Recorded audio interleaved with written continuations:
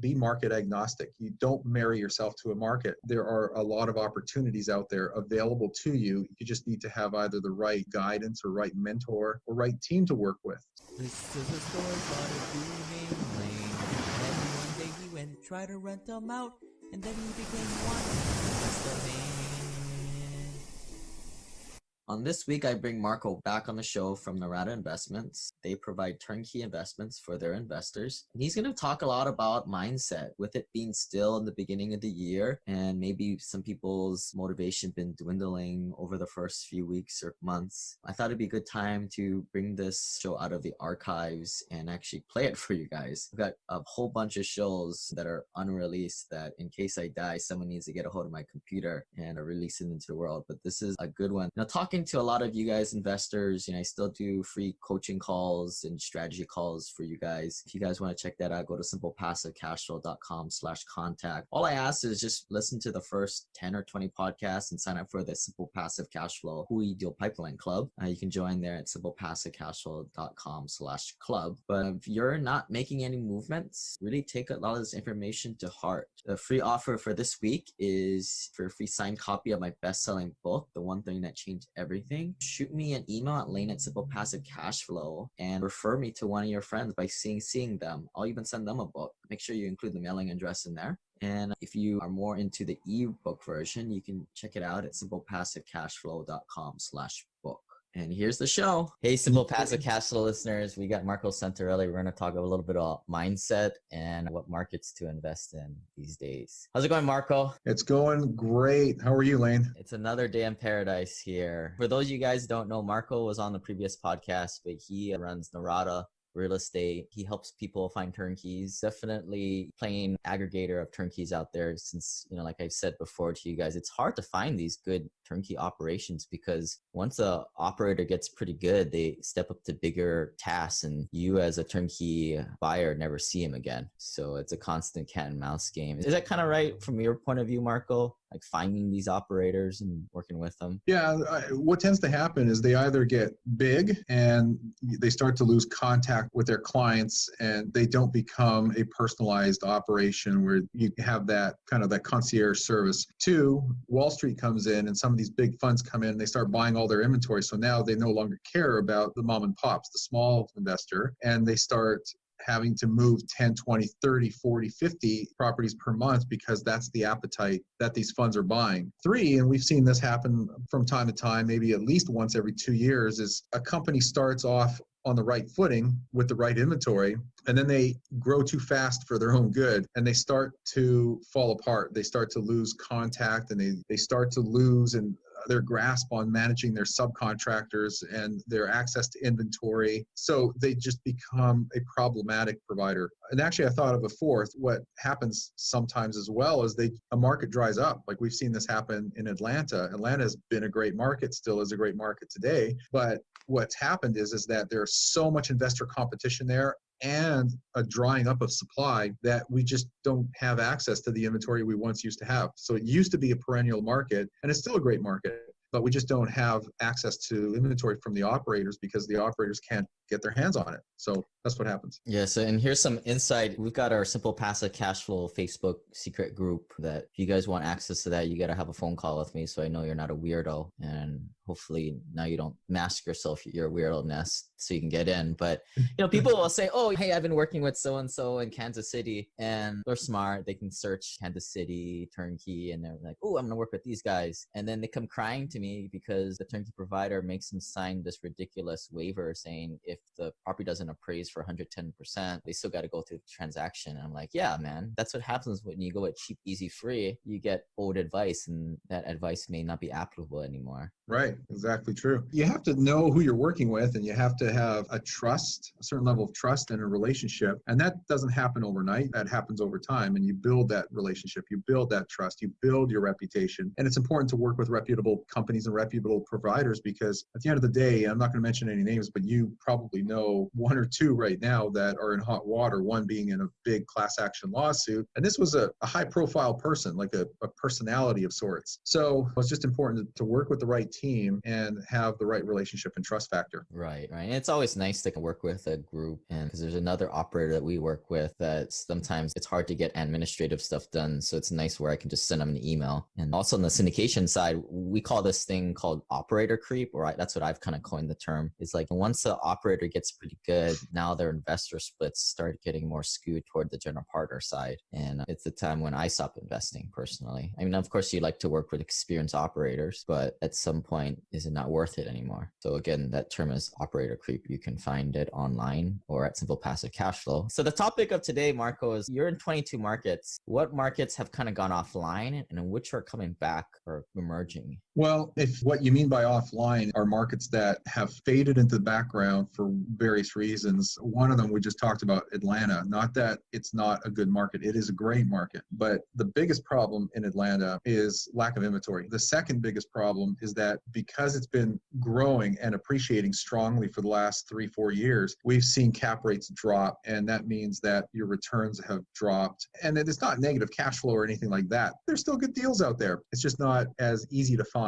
And we're seeing that happen around the country in different phases. Jacksonville, we've been in and out of in phases. Phoenix, we've been in and out in phases. But then you've got those perennial markets like Memphis, to a larger degree, Houston, Texas, Indianapolis for sure, the greater Chicago market. These are big, big markets. So there's a lot of access to inventory, and we can provide good turnkey cash flowing rental properties in these markets because it works. Interesting is Southwest Florida, the Cape Coral, Fort Myers area, way back in 2003, 2004, 2005, it was a hotbed of investor activity. A lot of it being speculative, but a lot of it also being buy and hold for cash flow, long-term perspective, the right way to do things. There was no gambling going on with those investors. They survived. But the people that got caught with their shorts down were buying to flip. Point I'm trying to make is that being a very cyclical market, we were in that market. There was a lot of inventory. Then we had the Great Recession, a lot of foreclosures, property values dropped, and it was just saturated with inventory. It didn't make sense anymore. So we left it. Then about 2 years ago, we went back into that market. Why? Strong demand. People are moving in, population growth. Inventory dropped to the point where demand exceeded supply. And so here we are again, history repeating itself. We have a market where the numbers are strong. The growth is there, population's growing,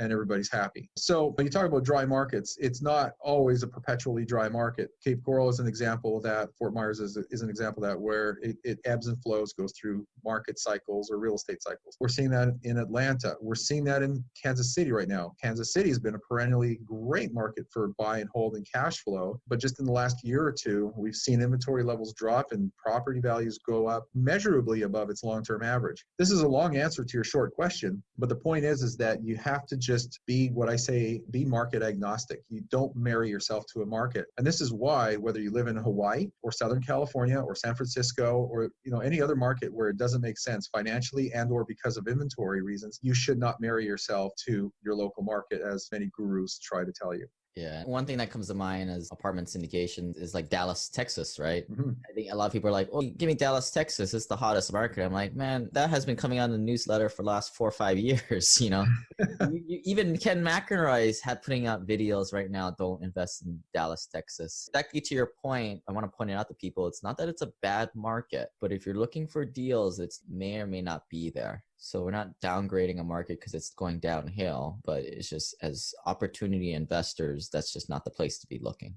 Right. It's not the perfect storm. You need inventory, you need the numbers, you need the team, you need the timing, you need the right neighborhoods, you need everything to come together for you. Otherwise, if you're missing one or two of those pieces, guess what? We're in a big country. There's over 400 metropolitan statistical areas. So if you can't find it in your market or another market, keep looking. Guess what? You will find it, because we are in a housing deficit right now. And by a lot, the housing demand is very strong. So we need retail homes for sale and we need rentals. And if you're in the right market where it makes sense, and you might have to go down to a tertiary type market, you might have to move away from those larger markets and those well-known premium secondary markets and look at a tertiary market. So what? It doesn't have to be sexy. You're not investing to be flashy or to show off. You're investing for what? A rate of return. You're investing for cash flow. If you have those things going on for you, guess what? You're creating wealth and you're creating passive income. And that's what you and I all talk about all the time. So I think most newer investors I talk to, they just do this exercise where they put all the markets and they got all these spreadsheets, and I tell them it's a complete waste of time just to go off of what other people have been and you trust the people. So with that said, what are one or two of the markets that you say are probably one of the stronger ones where a person should kind of start off at, and then maybe one or two that are, I'm not going to hold you to it, but kind of sleepers or maybe tertiary markets to be on the lookout for? Well, whenever someone asks me that question, what are the best markets or even the hot markets? The answer is it depends. It depends on how you're defining the best market. Because if you're an investor that is looking for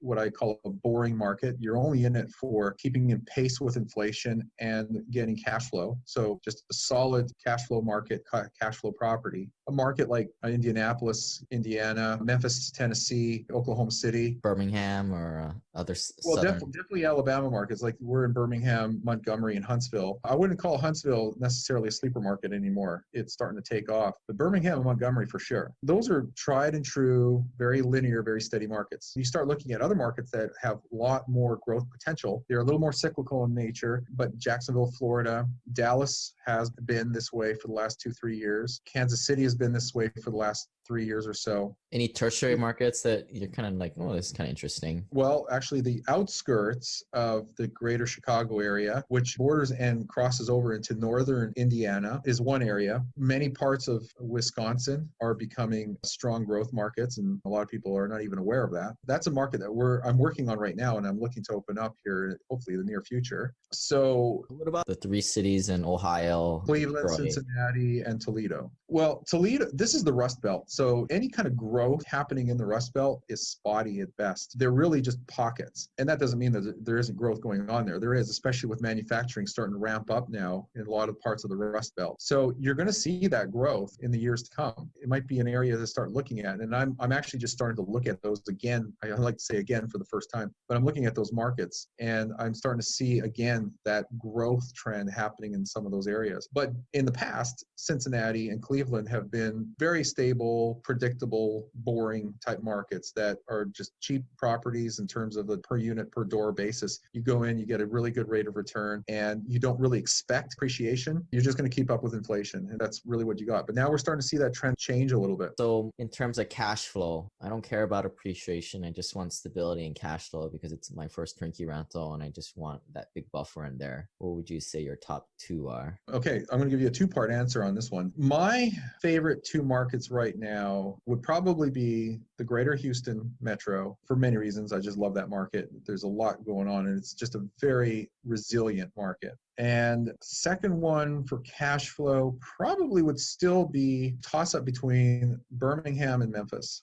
Now, I want to also attach to that answer the fact that it's not just the market that you need to be looking at. It goes hand in hand with the neighborhood. I can show you one market and two properties in that market, one being in let's say an A or A minus type neighborhood and have probably decent growth potential, but the numbers aren't going to be as sexy or attractive versus properties in the C class, C plus neighborhood, in that market. And they're going to look very attractive, definitely on paper and probably in real life because you don't know what to expect. And, when you go down into lower grade type neighborhoods, but we're talking about the same market, just different areas within that market. So the point is you do want to start with the market and then focus on the best neighborhoods within that market that are going to give you the rates of return that you're looking for as an investor to make the right decision for you and your investment goals. So when I say Birmingham, Memphis, Houston, great markets, growth, stability, inventory, cash flow, we have the right teams built there. So you've kind of built up everything you need to make a logical, prudent, objective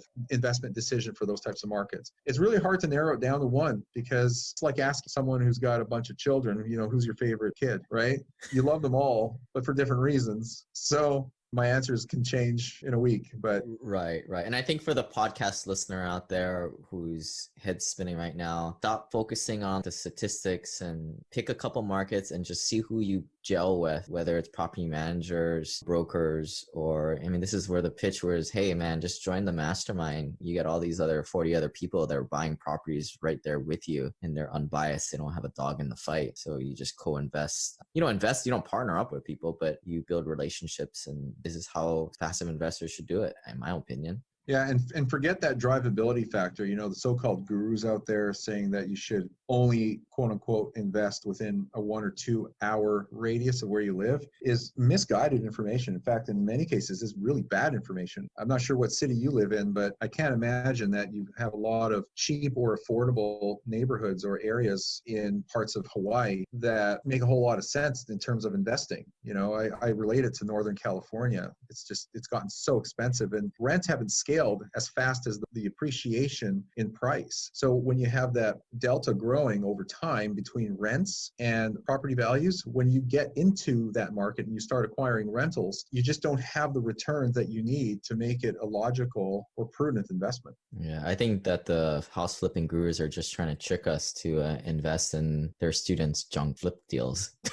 I mean, that's my theory. Sometimes they're selling, you know, very expensive paid programs, coaching, online courses, and mentoring. A lot of times they're looking to raise capital. I'm not saying it's good or bad, but they're looking to enlist a certain percentage of their students as partners, capital partners, or bird dogs to find deals within the markets that they want to be in. And again, none of that is good or bad. It is what it is. But you just need to be aware that you may be chasing after a unicorn, you know, something that's not there. Right. And in my opinion, if your net worth is not $1 million, you have no business being a debt investor. You need to go after equity. You need to be acquiring your own assets. That's just me. What do I know? No, I think you know a lot, but it's good. Everyone's got opinions. So one random question I have here. So I'm getting a lot of like Canadian investors. I know you work with a lot of them. Do they need to set up any kind of weird entity or structure to go acquire some of this stuff? That's a tax related question. I don't have a final definitive answer to it. I do know that I've heard from Canadian clients that what they do is they set up a limited company, LTD, just like in Great Britain and in Australia. So from a tax perspective, I don't really know how to answer the question, but I do know this much, that they don't, or at least they're advised not to by cross-border CPAs, not to set up an LLC in the US and be a direct member owner of that LLC. They have to set up a Canadian entity that gives them the ability to flow the capital and not be overtaxed in that process. Double tax, right? Right. So I believe what they're setting up in the US is just a title holding LLC that is a pass-through entity, and the member of that LLC happens to be their entity in Canada. And that's the part I don't remember. I used to know with the type of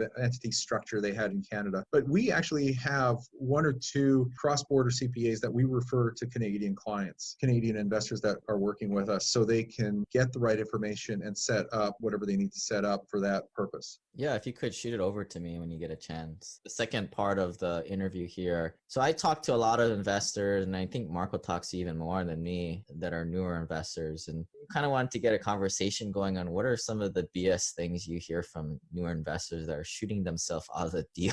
So maybe if you're listening, if these things kind of reflect on you, you can kind of do a gut check. And I know it happens to me. I mean, sometimes I'll have a bad feeling about a deal, and then I'll just start looking for things that are wrong, but then try to get more towards the numbers. Right? And how is this compared to the other deals I've seen? Well, the first thing that happens with a lot of people is just sheer ignorance. I don't mean that in a disrespectful way, is that you don't know what you don't know. And there are a lot of investors out there that don't realize that they can invest in other markets. In fact, you could literally invest almost anywhere in the world, but within the context of the United States, there are hundreds of markets you can invest in. So just knowing that should tell you that there are a lot of opportunities out there available to you. You just need to have either the right guidance or right mentor or right team to work with. So the whole thing about ignorance, it's not that it's bliss, it's expensive. Second is pure fear. You know, when you unfamiliar with something and it's new and you don't know what the next step is or what to do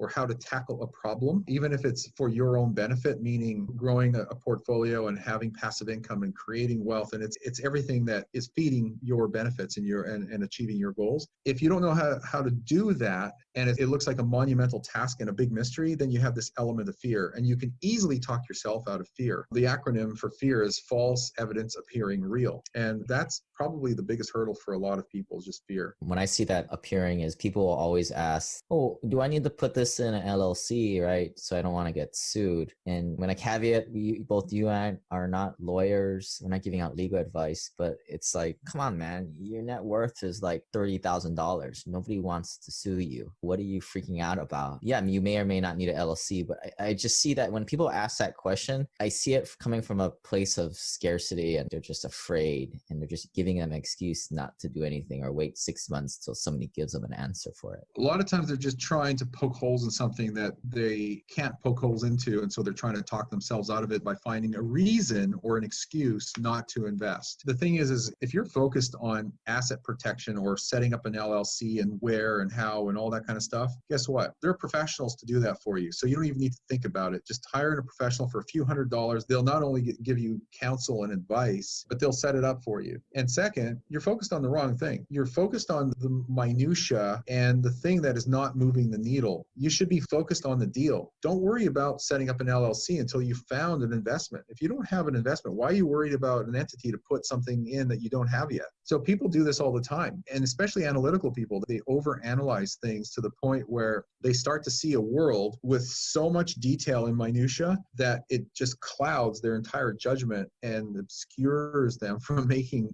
sound decisions on making an investment, on taking the next step and getting to where they want to be. So don't do that to yourself. That's terrible. All right. When I was on your podcast, we talked about what's some advice, and I'm like, passive investing shouldn't take more than a few hours a week, and it shouldn't. But if you're worrying about all this minutia and you're not doing anything, it's going to take a lot more than a few hours a week. And likely you're not spending your time on the important things, which again, we said it earlier, is building relationships with other passive investors and building relationships with the people on the ground. Right. I mean, the bottom line of what you're saying is spend your time on moving the needle and achieving your goals. And if you need help, recognize that. Tell yourself, hey, I don't know the answer to this question. I'm going to get help for it. I don't know if we're talking about the same thing here, but I just like to simplify things. I want to break it down into essential elements and then ask myself the question, what do I need to do to achieve X? And that's it. It's all about execution. And if you don't know how to do it, call Lane, call Marco, call somebody, get some help. So I recently wrote this article, SimplePassiveCashflow.com/wall. And it's this theory I have that people, the reason why they start listening to your podcast, my podcast, is in the first 3 to 6, there's some kind of pain, whether they had a bad day at work, somebody died around them, some life-altering event. And in 3 to 6 months, there's this window where their world has been shaken and they're searching for an answer. They're literally going on Google to find out how they can be financially independent, how they can pick up a turnkey rental or whatever. And unfortunately, as humans, we're very resilient. And after that 3 to 6 month window, we heal over and go back to the status quo. Anything you can add to that, or anything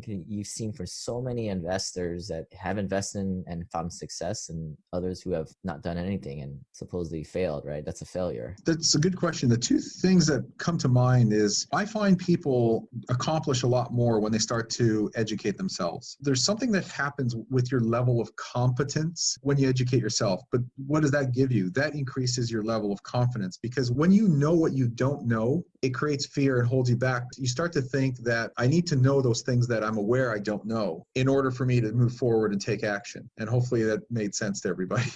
No, like what I'm hearing there, if you heard the 4 stages of learning, that the first stage is exactly what you described. You find out you don't know anything. Well, the first stage is you don't know what you don't know. Right. And that's the biggest piece of the pie. Yeah. The second stage is what you're referring to, which is you know that you don't know jack.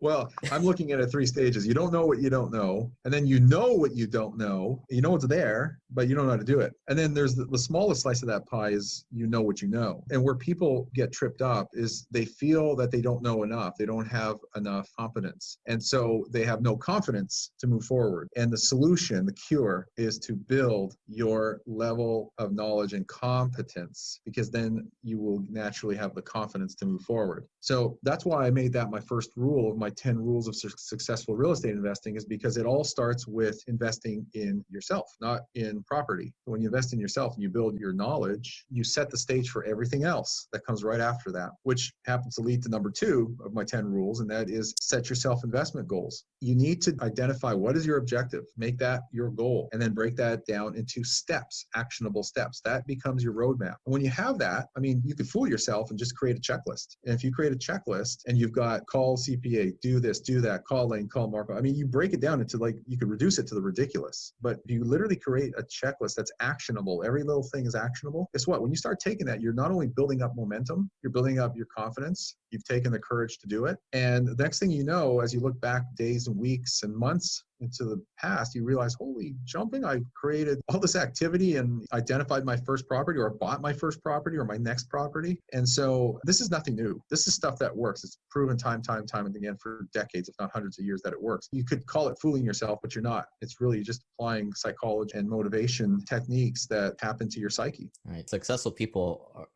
do a good job of tricking themselves into doing the right thing. Yeah, it's just being clear and focused. If you're clear and focused, you can't help but to want to pursue the path that you see as being beneficial to you and avoiding pain down the road. Like, oh crap, I'm near retirement, I don't have enough income to support myself. When you think about it in terms of pain, sometimes that becomes a greater motivator than thinking about it in terms of what pleasure am I going to derive now or in the near future. Yeah, going back to your suggestion of writing it all down, I mean, maybe even put in, instead of putting all the tasks, just put January, February, March, April, May, June, or week 1, week 2, week 3, week 4, week 5. Just do one thing in each of those slots, but get it done. I mean, if you're doing something like figuring out what if your goal is to try and buy a turnkey rental, man, it shouldn't take you much more than a 4 or 5 month period. I mean, it's a turnkey rental, right? I could write a book. It's 1 page, right? Go buy a turnkey rental. Of course, it's not as easy as that, but I mean, it certainly shouldn't take you a year to do. No, absolutely not. The only reason it would take a year is because you've held yourself back, or you just don't have the capital or the credit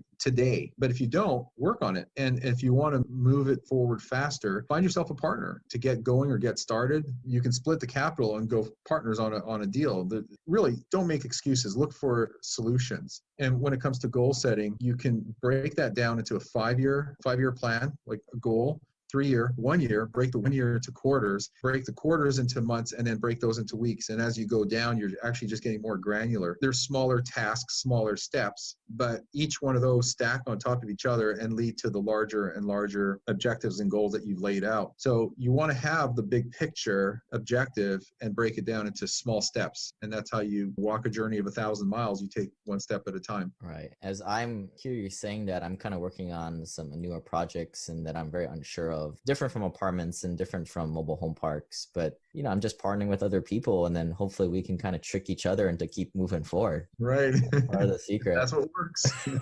Right. It's all about tricking yourself to doing the right thing. Anything other that you've kind of seen that you want to warn people about that maybe that they're doing that's coming off the top of your head there, Marco? You know, some people think that, yeah, we've had a good run in real estate. Maybe it's too late. I should wait for the next crash. I don't buy into that. I am of the believer, because I'm market agnostic and, you know, our company is market agnostic. There are always opportunities out there. And if you find a good market with a good deal and it's in an area, a neighborhood that has a constant tenant demand, in other words, it's a desirable area and always has been and will continue to be so, then there's always opportunity to invest in real estate, because you've got to remember, you're investing for cash flow. Cash flow is king. And when you have cash flow on your deal, think of it as the glue that holds your deal together. So what happens is you have income coming in every month and every year. You weather through real estate cycles and economic cycles because you've got a property that holds itself together, it carries itself. And what happens over time is your equity grows from the amortization of the loan plus appreciation over time. And that's the smart way to invest. So it's not about the time of year or what year or where we are in an economic cycle. It has to do with the fact that real estate is a local phenomenon. It's a local investment. And 2, we always have a need for housing. We all need a roof over our head. So people need a place to live. As long as you're in a market where there's stability and jobs, and ideally job growth, you have all the cards stacked in your favor. So there should be never an excuse that the timing is wrong. No, it's not